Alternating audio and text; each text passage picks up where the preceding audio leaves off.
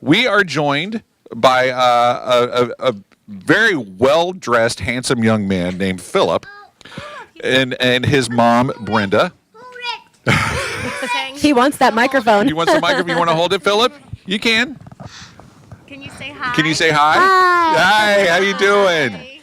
Now, Brenda, I have to be perfectly honest with you. I've met a lot of families, a lot of kids, a lot of parents, and it's one thing to have a child that you know what's wrong and you can kind of start working on fixing the problem.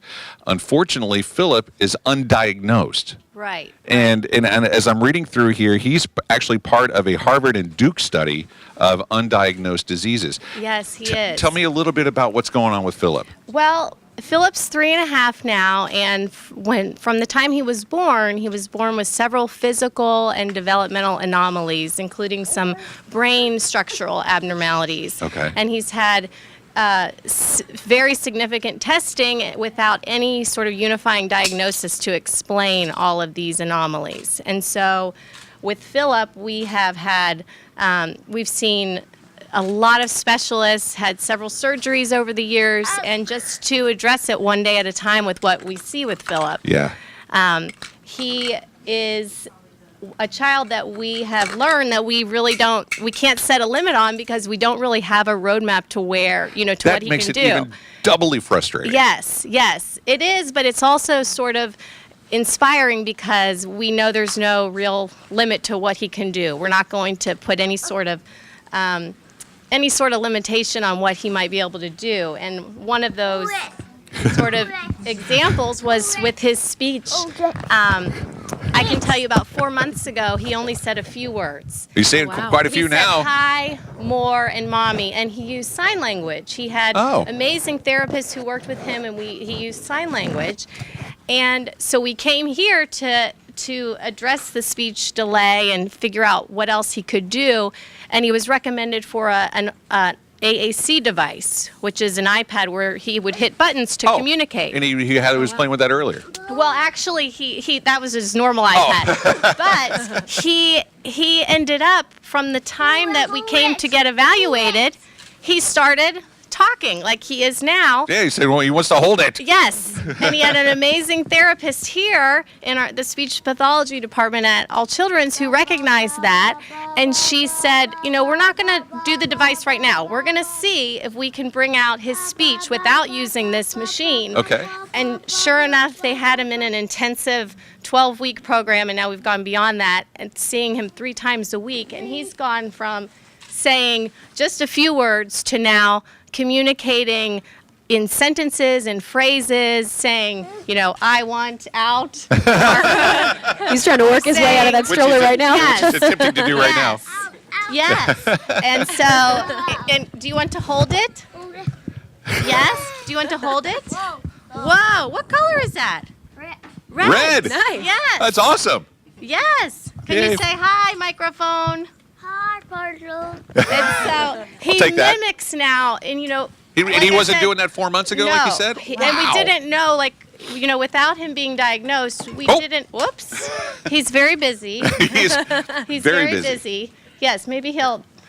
Oh, there we go. All right. Got the iPad. Yes. Nice. All Thanks, right. Grandpa. To the rescue. But that was the thing. We didn't know because of some of his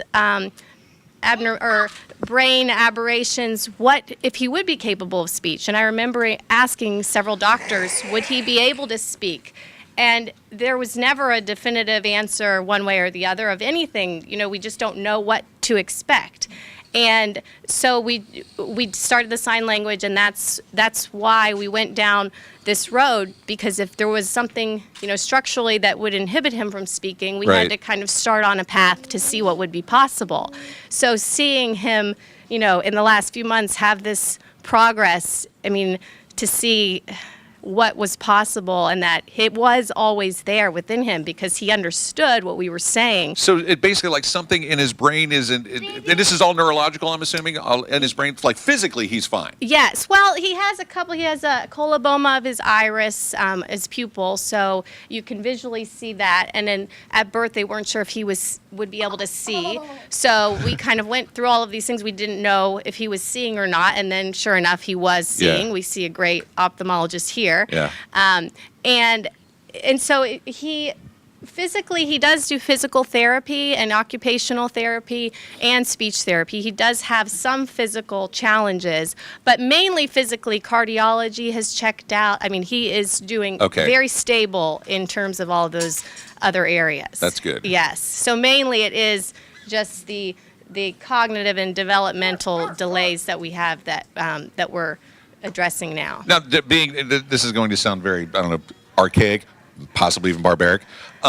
It sounds to me like everything's in there. It's just a matter of getting the things to just like click on. Yes, exactly. And figuring out why they're delayed. Yes. And that's what they're doing here at Johns Hopkins All Children's and at Harvard and at Duke. Yes. And how many other kids are in this study, and how many other kids are? Well, it's hard to say because he's undiagnosed. Yes. That they're doing in this study. It's called the UDN network, and I believe they have over 1,000 participants, and it's not just kids; it's adults too who have, like Phillip, who have seen multiple specialists and they can't figure out a diagnosis.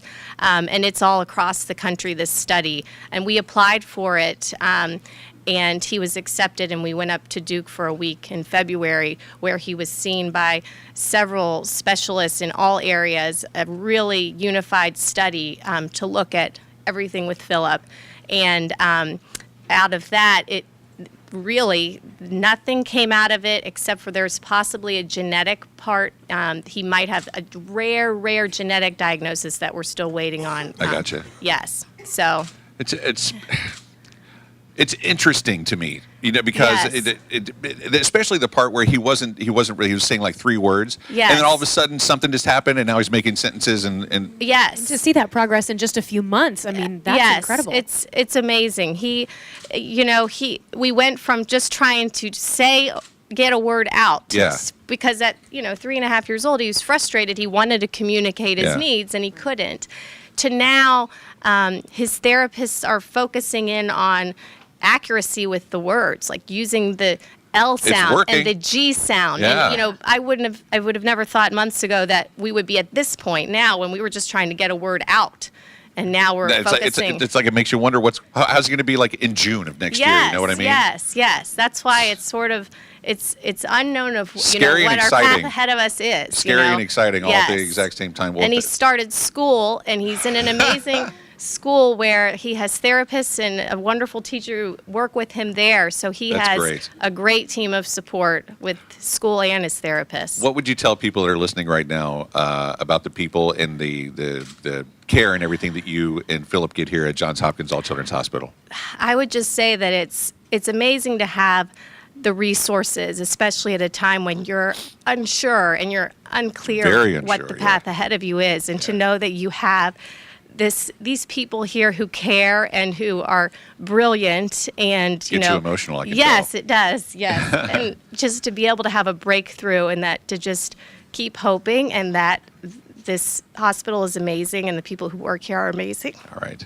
Brenda, thank you so much for bringing Phillip by. Thank you for taking the time. Absolutely. Round of applause. Yes. Phillip is a heck of a young man. And he's the most handsome, well-dressed guy in the room, I can tell you that. The only one with a bow tie. That's for sure. Yes, the only one with a bow tie. So thank you very much again, Brenda. Grandpa, well done.